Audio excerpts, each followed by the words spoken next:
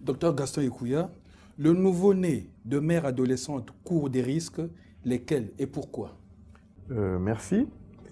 Vous savez, tout à l'heure, vous venez de poser au docteur Vumbo la question sur les décès maternels. Et vous avez bien dit, c'est le couple mère et enfant. Alors, les conditions qui sont liées à la mère sont applicables chez le nouveau-né. Alors, particulièrement chez l'adolescente, vous devez d'abord savoir que, l'adolescente, c'est une grossesse qui est premièrement méconnue. L'adolescente elle-même, elle découvre son corps, elle ne connaît pas totalement sa sexualité, on ne lui en parle pas, et elle se retrouve en grossesse. Donc, c'est une grossesse méconnue, et qui dit grossesse méconnue, ça veut dire que découverte tardive, et donc ça implique quoi? Le suivi. Il n'y a pas de suivi de grossesse, ou souvent c'est un suivi qui est de mauvaise qualité, puisqu'elle ne réalise pas le nombre de consultations prénatales requis. Deuxièmement, et comme on vous l'a dit tout à l'heure, la prise en charge même de l'adolescente en salle, et cela donc implique une prise en charge souvent en salle de travail qui est difficile, en salle de naissance qui est difficile. La grossesse était méconnue, elle se présente tardivement à l'accouchement et ce qui entraîne non seulement des conséquences pour la mère, mais également pour le nouveau-né à venir. Et puis troisièmement, on vous l'a dit, c'est une population qui a peu de moyens pour accéder aux services de santé. Et tout ça là aboutit au fait que la mère adolescente, son nouveau-né, pose des problèmes dans nos services.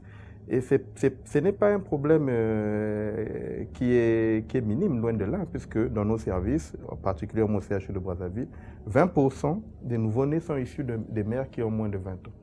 Et même dans les services, nous constatons que la prise en charge est souvent difficile du fait du faible moyen de ces populations à prendre en charge totalement tous les frais inhérents à l'hospitalisation de leur nouveau-né.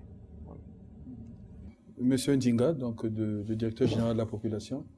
Alors, dites-nous, quelle est l'importance de cette notion population pour un pays et surtout la population jeune, celle des adolescentes? Merci pour la question, Monsieur Bébéni. Je voudrais d'emblée dire que le concept de population, tel que nous l'envisageons ici, se rattache et se rapproche de celui de la santé. Il y a donc, de mon point de vue, un rapport d'évidence qui se présente là, en ce sens que la population constitue à la fois un sujet, un objet et une finalité. La population, c'est le sujet de la santé. C'est la population qui, par des experts, par des mains expertes, soigne. La population, c'est aussi l'objet de la santé, en ce sens que la santé prend en charge la santé de la population. Et en fin de compte, la population, c'est la finalité de la santé. La santé travaille à garder la population dans un état de bien-être qui est physique, qui est mental et qui est social. Donc l'importance de la population est déposée dans le binôme population et santé. Maintenant, quelle importance le concept de population a-t-il, ou la réalité de population peut-il avoir pour la jeunesse? La chose là aussi, elle est simple. Elle tient d'abord d'une vérité de la palisse, parce que la jeunesse fait partie de la population, premièrement. Ensuite, parce que la jeunesse constitue une période charnière entre l'enfance et la maturité. Et c'est le lieu même où se négocie la maturité. Pour être mûr, il faut avoir été jeune, il faut avoir été adolescent. Et le concept de population conçu tel que nous le disons en relation avec la santé est fort important pour l'adolescence, simplement parce que la population adolescente, notamment dans les pays africains, est vulnérable, surtout en matière de santé de la reproduction. Et cette vulnérabilité s'origine dans une sorte de déficit, ou tout au moins dans une formation, dans une information encore insuffisante sur la sexualité, sur la contraception, sur les infections sexuellement transmissibles chez les jeunes. Et il s'ensuit naturellement de ce fait une prévalence élevée des grossesses non désirées, de la mortalité maternelle et infantile, des infections sexuellement transmissibles et du VIH-Sida.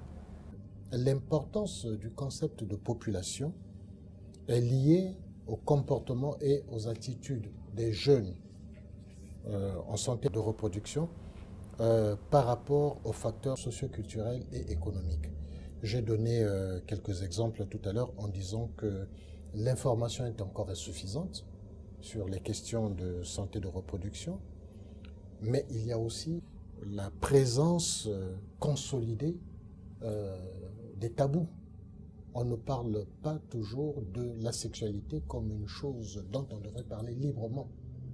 Et donc, le jeune qui accède à une forme de vie nouvelle qui est sexuelle ne sait pas toujours de quoi il retourne, malgré l'information que nous avons tous azimuts par la télévision, par la radio. Il y a encore un déficit important en matière de connaissances sur la sexualité, et cela est induit par la présence des tabous qui sont encore importants. Docteur Atipo, la mère adolescente, son parcours dans la vie, sa grossesse, son bébé, constituent à chaque étape des risques à affronter. Le sida n'est pas en reste. Quelle en est la situation au Congo et quelles sont les actions qui ont été initiées, notamment par la Fondation Congo Assistance? Merci Patrice. Cette problématique, effectivement, on ne peut pas l'analyser de façon isolée en prenant le Congo comme étant une entité à part. Et c'est une problématique qui est vécue dans la majorité des pays subsahariens. D'abord, la période, l'adolescence, c'est quoi? C'est une période de croissance et de développement émotionnel rapide. Au cours de cette période, il y a l'adolescent, comme on les appelle les ados, il développe une sexualité rapide. Et d'après les dernières enquêtes menées à travers différents pays, notamment le nôtre également, il a été démontré que les jeunes filles et garçons avaient une sexualité ou les premiers rapports sexuels avant l'âge de 15 ans. Ceci interpelle les parents. Parce que ces enfants ou ces ados ayant des rapports sexuels si précoces, est-ce qu'ils sont préparés à cela? Or, aujourd'hui, ce que l'on constate, c'est que parler de la sexualité, le DG l'a su le dire, c'est un tabou. Le mythe selon lequel que l'éducation sexuelle ouvrait une porte à la sexualité précoce et irresponsable persiste dans nos communautés. Et vous verrez encore que l'éducation sexuelle ne fait pas l'objet de l'éducation au niveau des structures scolaires. Ne fût-ce qu'à l'intérieur du pays, vous allez voir, les non scolarisés viennent encore s'ajouter à cela. Et ce qui fait que le phénomène est tellement amplifié au niveau de l'intérieur du pays. Alors, qu'est-ce que nous faisons par rapport à cela? Au niveau de la Fondation Congo Assistance, conscient de cette problématique, nous avons élaboré une stratégie innovante. Celle qui consiste à mettre en place, à créer des centres. Et c'est des centres d'information, d'éducation et de prise en charge de la fille adolescente. Et donc ces centres dispensent un certain nombre de services, notamment la prévention, parce qu'il faut donner l'information à cette adolescence pour qu'elle puisse se prendre en charge devant les situations génératrices de risque de VIH, pour qu'elle puisse se prendre en charge sur comment éviter les grossesses non désirées, comme l'a su le dire Madame Vobo, qui sont source de décès maternels au niveau des structures sanitaires. Et donc, ce n'est qu'en donnant l'information et développer également les compétences, parce qu'il ne suffit pas seulement de donner la connaissance à cette jeunesse, à cette adolescence, mais surtout développer les compétences et mettre à leur service des services adéquats. Et j'entends par là les services adéquats, c'est le dépistage, pour connaître leur statut sérologique, et notamment les préservatifs comme outil pour se prémunir de ces infections et ces grossesses non désirées. Alors, la problématique au Congo, elle est de temps grave parce que si vous prenez les chiffres des dernières enquêtes, CREDES par exemple, et la toute dernière ISIS, sur la prévalence du VIH-Sida, vous allez voir qu'il y a un indicateur qui nous interpelle. On a 69 000 personnes qui connaissent leur sérologie aujourd'hui. Et si on se projette dans l'idée que la tranche d'âge la plus sexuellement active, c'est constitué par les ados. Donc, on dirait que les ados sont plus infectés, c'est-à-dire la tranche d'âge de 14 à 24 ans, ils sont plus infectés que les autres tranches d'âge. Et c'est la tranche d'âge là qui nous intéresse. Alors donc, sur les 69 000 personnes qui sont dépistées, mais quand on extrapole, on fait le ratio entre la population congolaise et le nombre de personnes qui connaissent aujourd'hui leur statut sérologique, on se rend compte qu'il y a la moitié des personnes qui sont attendues, qui seraient séropositives, qui sont là dans la nature, qui ne connaissent pas leur statut.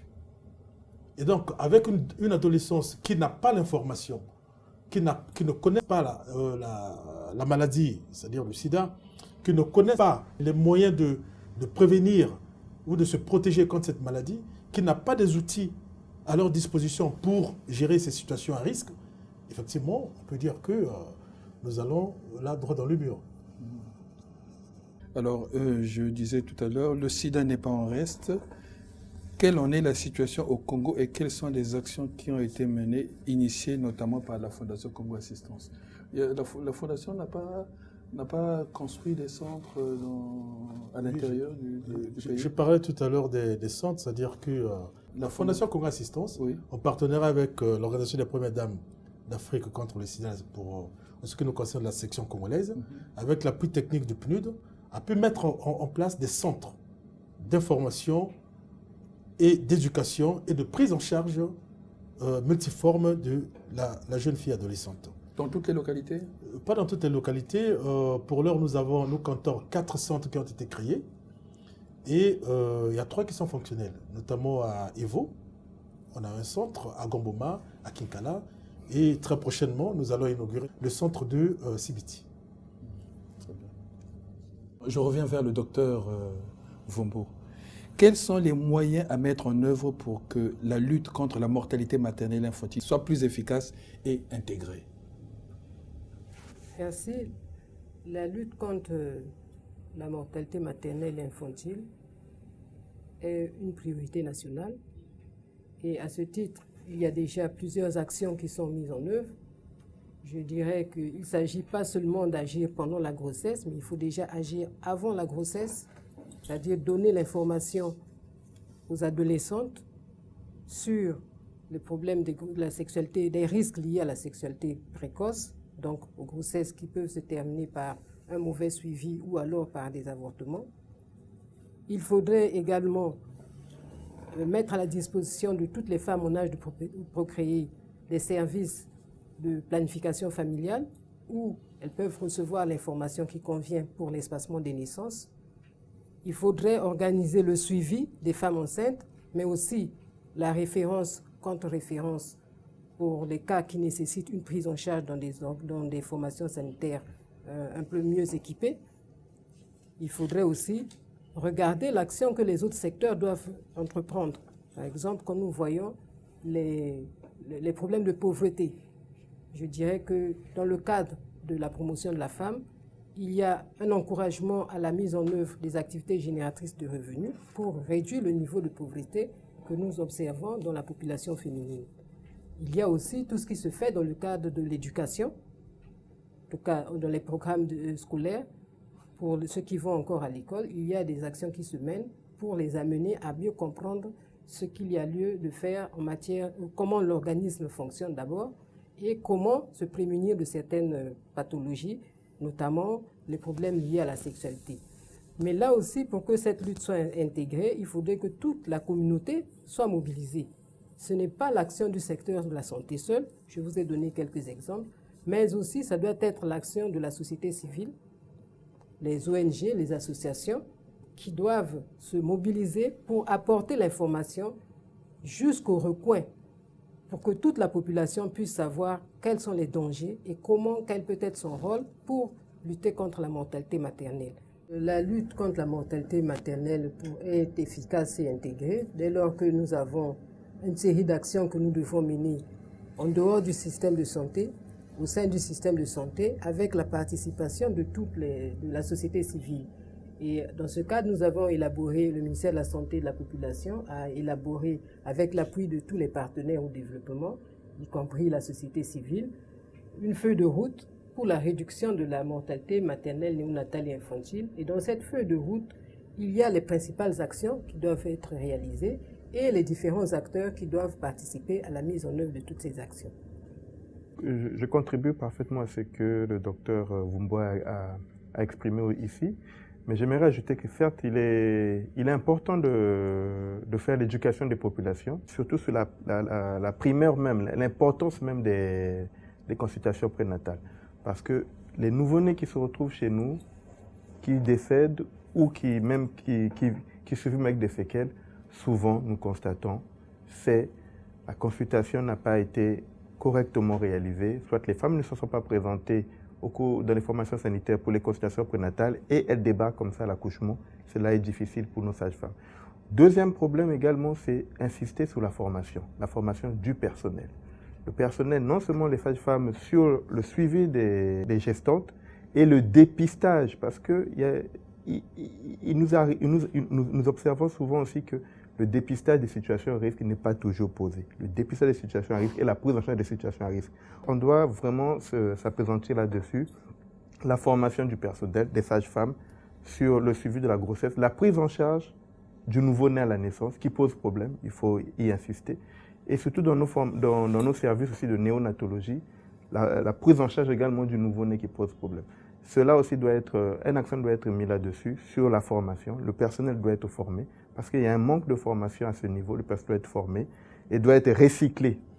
Il n'existe pas seulement que la formation initiale, mais la formation continue, qui doit également un accent doit être également mis là-dessus, afin de réduire non seulement la mortalité maternelle, mais également néonatale et infantile. Nous allons découvrir le docteur Ekouya dans son élément.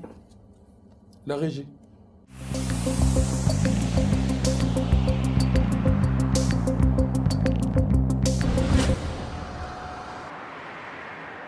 Une couveuse, et à l'intérieur, c'est un nouveau-né prématuré. C'est ce que nous avons souvent comme pathologie. Ça représente à peu près 30 à 40% de nos hospitalisations. Donc la couveuse est faite pour prendre en charge les prématurés parce que ça reproduit un peu la situation en intra-utérin. Avec, nous chauffons l'enfant, c'est-à-dire nous mettons une température autour de 32 degrés, qui est la température à peu près au niveau intra-utérin. Et nous maintenons une humidité de telle sorte qu'il n'y ait pas trop de perte d'eau qui peut favoriser une déshydratation, c'est-à-dire une perte d'eau.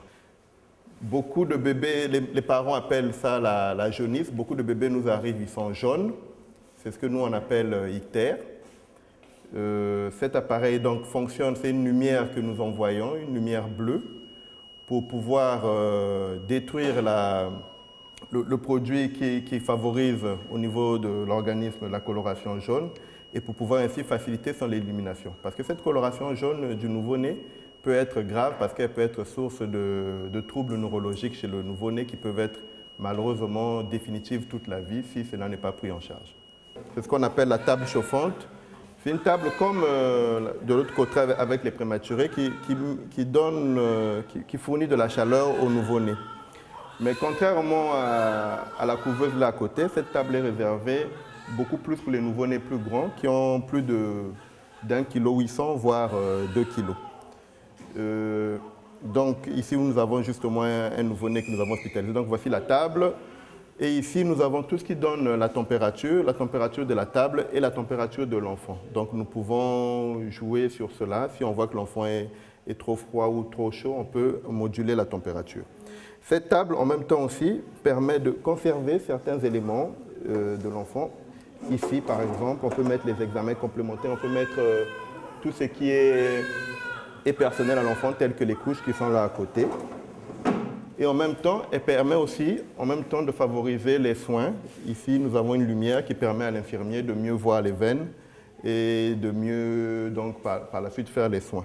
C'est une table qui peut permettre également de faire certaines manœuvres de réanimation. Ça, c'est un concentrateur d'oxygène qui fait qu'on peut toujours disposer de l'oxygène même quand il peut avoir un problème de fourniture d'électricité ou d'oxygène à travers le circuit normal. Ce qui est maintenant rare, c'est devenu exceptionnel ces jours-ci, depuis qu'on a refait. Parce que le circuit a été totalement refait, ça fait 6 mois à peu près. Mais quand on est toujours, parce que vous voyez, chaque salle n'a que 6 dispositifs d'oxygène. Or, il y a des moments où on a plus de 6 enfants. Donc à ce moment-là, on est obligé de faire usage du concentrateur d'oxygène. Voilà.